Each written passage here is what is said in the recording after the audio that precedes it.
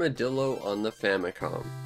Yet another weird, unheard of game I bring to you for the sake of bringing something weird and unheard of to light. The story follows a young, hopeful boy by the name of Luke Spinroller. He sets off on an adventure to rescue a princess from the clutches of the evil Darth Rotator, another armadillo who may or may not be his father, and prove once and for all that the centrifugal force is strong with this one. And I am now completely out of jokes, so let's talk about the gameplay. Armadillo is a very basic platformer. You start at the left of the screen, you go to the right. But what makes this game interesting is the use of your two forms. Essentially, you have your humanoid walking around form, which is very slow, very vulnerable, but you have a lot more control with this form.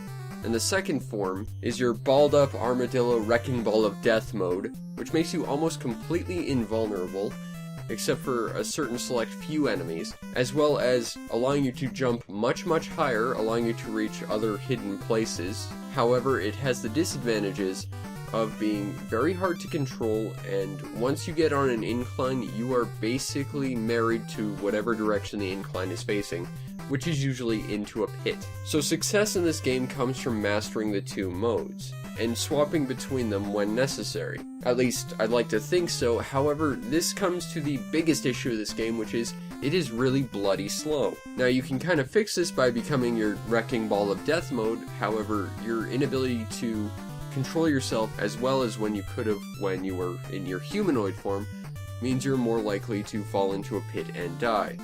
So you can either play this game really slow, or at least at a decent clip, and then probably die very quickly thereafter. On top of the game just being slow in general, there's also slowdown. I have no idea what this game is processing to cause it to lag like this, but it does end up having a very inconsistent frame rate, making the gameplay even slower, which compounds this game's biggest issue further.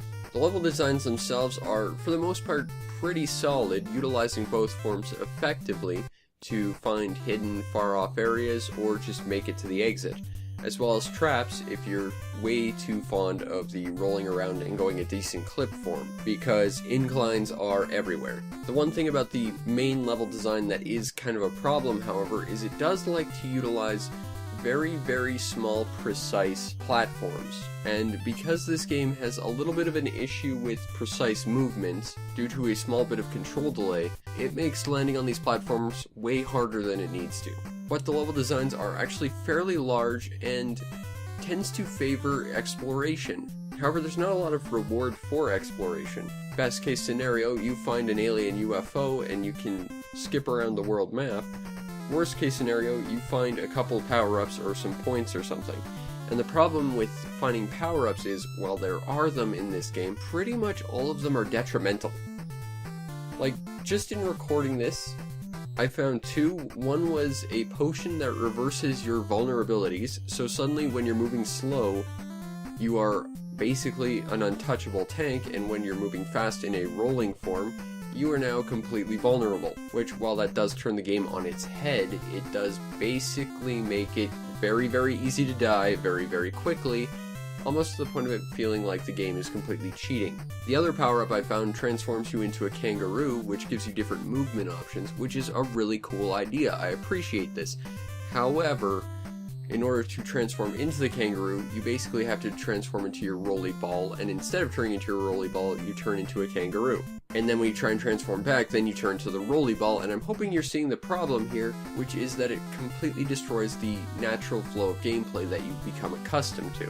And I think that's, gameplay-wise, one of the biggest problems next to the slowdown is this game tries so very hard to add other things that other games tried to do, like power-ups and exploration and stuff, and in doing so it doesn't really address why those existed in those games. In this game, they more or less exist because everyone else did them, but it works to this game's detriment simply because they don't really mesh with the rest of the gameplay very well. And I think that's a great way to summarize Armadillo in a nutshell, really. This game features a world map which lets you select your next level, as well as first going to these empty boxes for reasons I don't understand, and weirdly enough you have to confirm that you're there before you can move on, which is even more confusing. But what's interesting is you don't have to visit every level. On the world map, there's this little enemy character which represents the world's boss.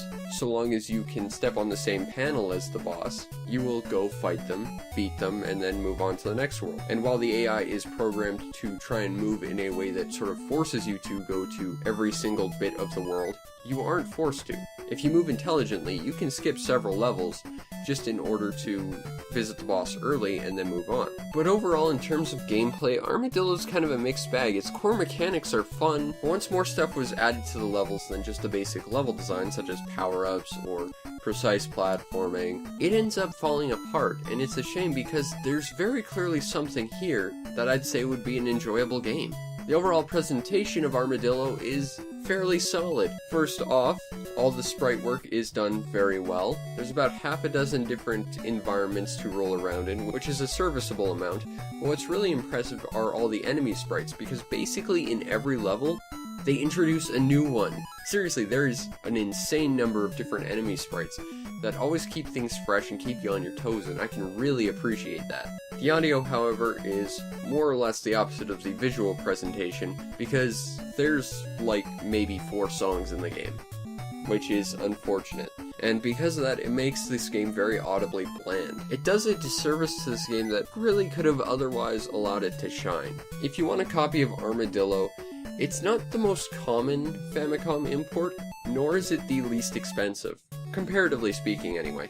This game tends to sit at the $25 to $40 range, but at that price I can't really recommend it because while the core gameplay of this game is fun, it has a lot of issues which detract from it. And while I do enjoy this game, I think there are a lot less expensive and equally, if not more fun, Famicom imports.